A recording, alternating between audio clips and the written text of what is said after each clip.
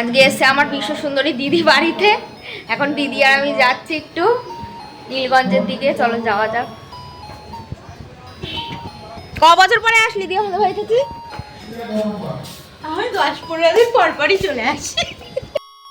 দিদি আর আমি এখন যাচ্ছি, জয় শ্রীরাম, যাচ্ছি দিদি আর আমি এখন যাচ্ছি হচ্ছে, কোথায় যাচ্ছি দিদি আমরা কি কিনতে?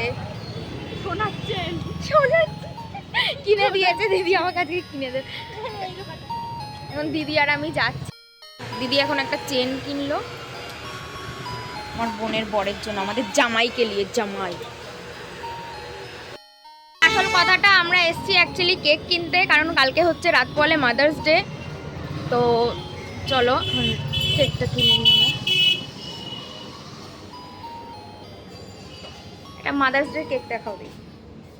এই কেকটা ফাইনাল হয়েছে। হ্যাঁ হ্যাঁ চলো এটা একটু প্যাক করে দিই। আচ্ছা কমপ্লিট। এখন দিদি আর আমি বাড়ি যাচ্ছি। বাড়ির সামনে প্রোগ্রাম হচ্ছে, কারণ আজকে হচ্ছে রবীন্দ্র জয়ন্তী। নমস্কার।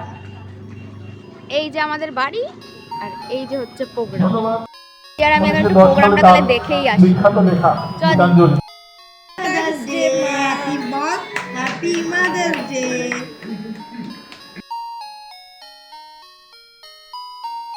রাত 12টার সময় কেক কাটানো তো হয়ে গেছে ফাইনালি।